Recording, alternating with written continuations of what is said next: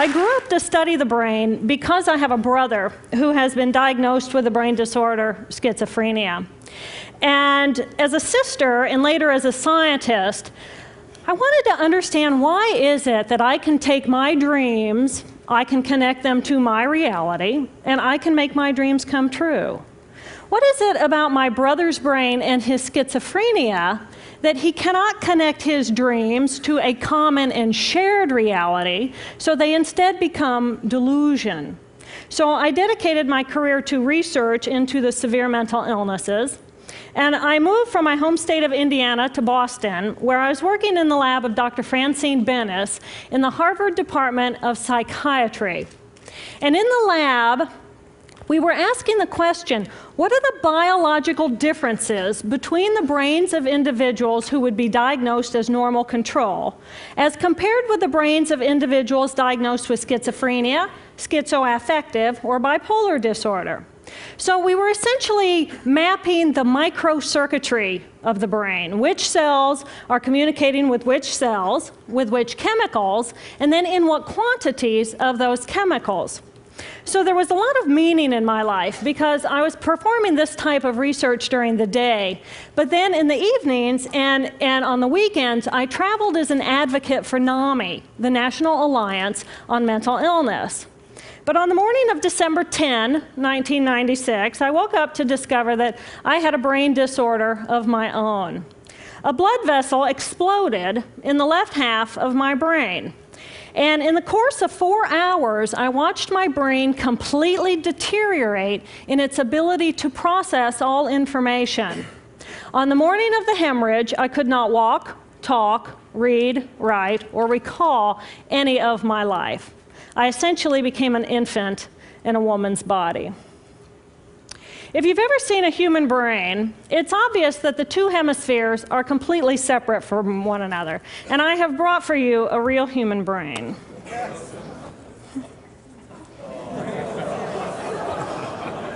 Thank you. So this is a real human brain. This is the front of the brain, the back of the brain with the spinal cord hanging down. And this is how it would be positioned inside of my head. And when you look at the brain, it's obvious that the two cerebral cortices are completely separate from one another. For those of you who understand computers, our right hemisphere functions like a parallel processor, while our left hemisphere functions like a serial processor. The two hemispheres do communicate with one another through the corpus callosum, which is made up of some 300 million axonal fibers. But other than that, the two hemispheres are completely separate. Because they process information differently, each of our hemispheres think about different things, they care about different things, and dare I say, they have very different personalities. Excuse me. Thank you. It's been a joy. Our right human hemisphere is all about this present moment. It's all about right here, right now. Our right hemisphere, it thinks in pictures, and it learns kinesthetically through the movement of our bodies. Information in the form of energy streams in simultaneously through all of our sensory systems, and then it explodes into this enormous collage of what this present moment looks like, what this present moment smells like and tastes like, what it feels like, and what it sounds like. I am an energy being connected to the energy all around me through the consciousness of my right hemisphere. We are energy beings connected to one another through the consciousness of our right hemispheres as one human family. And right here, right now, we are brothers and sisters on this planet, here to make the world a better place. And in this moment, we are perfect, we are whole, and we are beautiful. My left hemisphere, our left hemisphere, is a very different place. Our left hemisphere thinks linearly and methodically. Our left hemisphere is all about the past, and it's all about the future. Our left hemisphere is designed to take that enormous collage of the present moment and start picking out details, and more details about those details. It then categorizes and organizes all that information, associates it with everything in the past we've ever learned, and projects into the future all of our possibilities. And our left hemisphere thinks in language. It's that ongoing brain chatter that connects me and my internal world to my external world. It's that little voice that says to me, hey, you got to remember to pick up bananas on your way home. I need them in the morning. It's that calculating intelligence that reminds me when I have to do my laundry.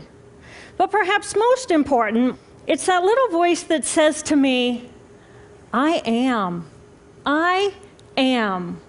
And as soon as my left hemisphere says to me, I am, I become separate. I become a single, solid individual, separate from the energy flow around me and separate from you. And this is a portion of my brain that I lost on the morning of my stroke. On the morning of the stroke, I woke up to a pounding pain behind my left eye. And it was the kind of pain, caustic pain, that you get when you bite into ice cream. And it just gripped me, and then it released me. And then it just gripped me, and then it released me. And it was very unusual for me to ever experience any kind of pain, so I thought, okay, I'll just start my normal routine. So I got up and I jumped onto my cardio glider, which is a full body, full exercise machine. And I'm jamming away on this thing, and I'm realizing that my hands look like primitive claws grasping onto the bar. And I thought, that's very peculiar. And I looked down at my body, and I thought, whoa, I am a weird-looking thing. And it was as though my consciousness had shifted away from my normal perception of reality, where I'm the person on the machine having the experience, to some esoteric space where I'm witnessing myself having this experience. And it was all very peculiar, and my headache was just getting worse, so I get off the machine, and I'm walking across my living room floor, and I realize that everything inside of my body has slowed way down. And every step is very rigid and very deliberate. There's no fluidity to my pace, and there's this constriction in my area of perception, so I'm just focused on internal systems. And I'm standing in my bathroom getting ready to step into the shower, and I could actually hear the dialogue inside of my body. I heard a little voice saying, okay, you muscles, you got to contract, and you muscles, you relax. And then I lost my balance, and I'm propped up against the wall. And I looked down at my arm, and I realized that I can no longer define the boundaries of my body. I can't define where I begin and where I end, because the atoms and the molecules of my arm blended with the atoms and molecules of the wall. And all I could detect was this energy. And I'm asking myself, what is wrong with me? What is going on? And in that moment, my brain chatter, my left hemisphere brain chatter, went totally silent. Just like someone took a remote control and pushed the mute button. Total silence. And at first I was shocked to find myself inside of a silent mind. But then I was immediately captivated by the magnificence of the energy around me. And because I could no longer identify the boundaries of my body, I felt enormous and expansive. I felt at one with all the energy that was, and it was beautiful there. And then all of a sudden, my left hemisphere comes back online, and it says to me, hey, we got a problem, we got to get some help. And I'm going, oh, I got a problem. So it's like, okay, I got a problem. But then I immediately drifted right back out into the consciousness, and I affectionately refer to this space as La La Land. But it was beautiful there. Imagine what it would be like to be totally disconnected from your brain chatter that connects you to the external world. So here I am in this space, and my job and any stress related to my job, it was gone. And I felt lighter in my body. And imagine all of the relationships in the external world and any stressors related to any of those, they were gone. And I felt this sense of peacefulness.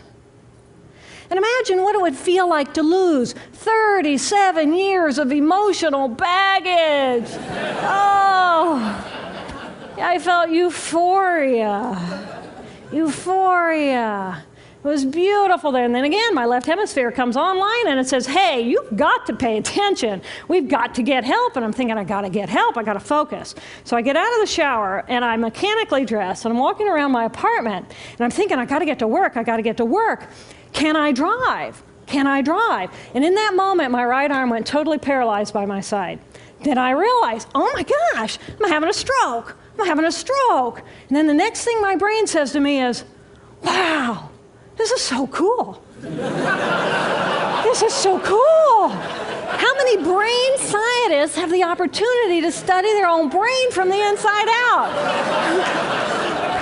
And then it crosses my mind, but I'm a very busy woman. I don't have time for a stroke.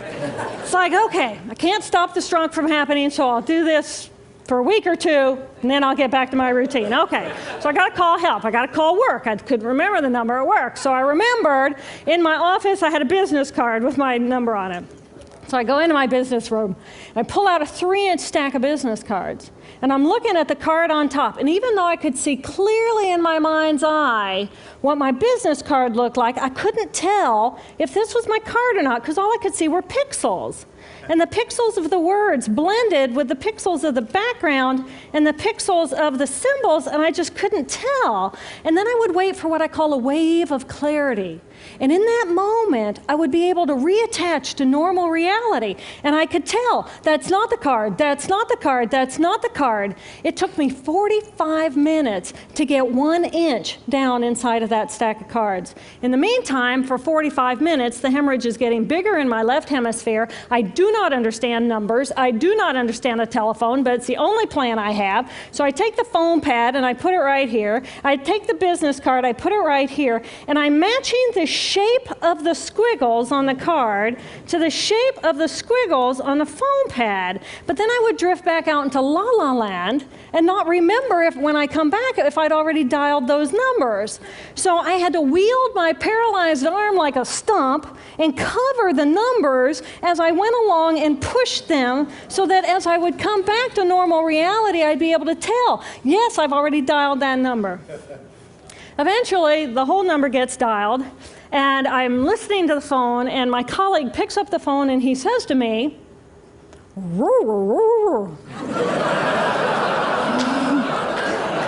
I think to myself, oh my gosh, he sounds like a golden retriever. And so I say to him, clear in my mind, I say to him, this is Jill, I need help. And what comes out of my voice is, and I think, oh my gosh, I sound like a golden retriever. So I didn't know that I couldn't speak or understand language until I tried. So he recognizes that I need help, and he gets me help. And a little while later, I'm riding in an ambulance from one hospital across Boston to Mass General Hospital. And I curl up into a little fetal ball.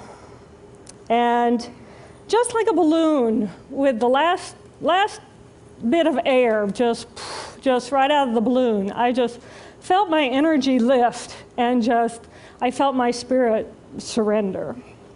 And in that moment, I knew that I was no longer the choreographer of my life. And either the doctors rescue my body and give me a second chance at life, or this was perhaps my moment of transition. When I woke later that afternoon, I was shocked to discover that I was still alive. When I felt my spirit surrender, I said goodbye to my life, and my mind was now suspended between two very opposite planes of reality. Stimulation coming in through my sensory systems felt like pure pain. Light burned my brain like wildfire, and sounds were so loud and chaotic that I could not pick a voice out from the background noise, and I just wanted to escape. Because I could not identify the position of my body in space, I felt enormous and expansive, like a genie just liberated from her bottle. And my spirit soared free like a great whale gliding through a sea of silent euphoria. nirvana. I found nirvana. And I remember thinking there's no way I would ever be able to squeeze the enormousness of myself back inside this tiny little body. But then I realized, but I'm still alive. I'm still alive, and I have found nirvana. And if I have found nirvana and I'm still alive, then everyone who is alive can find nirvana. And I pictured a world filled with beautiful, peaceful, compassionate, loving people who knew that they could come to this space at any time and that they could purposely choose to step to the right of their left hemispheres and find this peace. And then I realized what a tremendous gift this experience could be. What a stroke of insight this could be to how we live our lives. And it motivated me to recover. 2.5 weeks after the hemorrhage, the surgeons went in and they removed a blood clot the size of a golf ball that was pushing on my language centers. Here I am with my mama, who's a true angel in my life. It took me 8 years to completely recover. So, who are we? We are the life force power of the universe with manual dexterity and 2 cognitive minds. And we have the power to choose moment by moment who and how we want to be in the world. Right here, right now, I can step into the consciousness of my right hemisphere where I am the life force power of the universe. I am the life force power of the 50 trillion beautiful molecular geniuses that make up my form, at one with all that is. Or I can choose to step into the consciousness of my left hemisphere, where I become a single individual, a solid, separate from the flow, separate from you. I am Dr. Jil Bolte Taylor, intellectual, neuroanatomist. These are the we inside of me. Which would you choose? Which do you choose? And when? I believe that the more time we spend choosing to run the deep inner peace circuitry of our right hemispheres, the more peace we will project into the world, and the more peaceful our planet will be. And I thought that was an idea worth spreading. Thank you.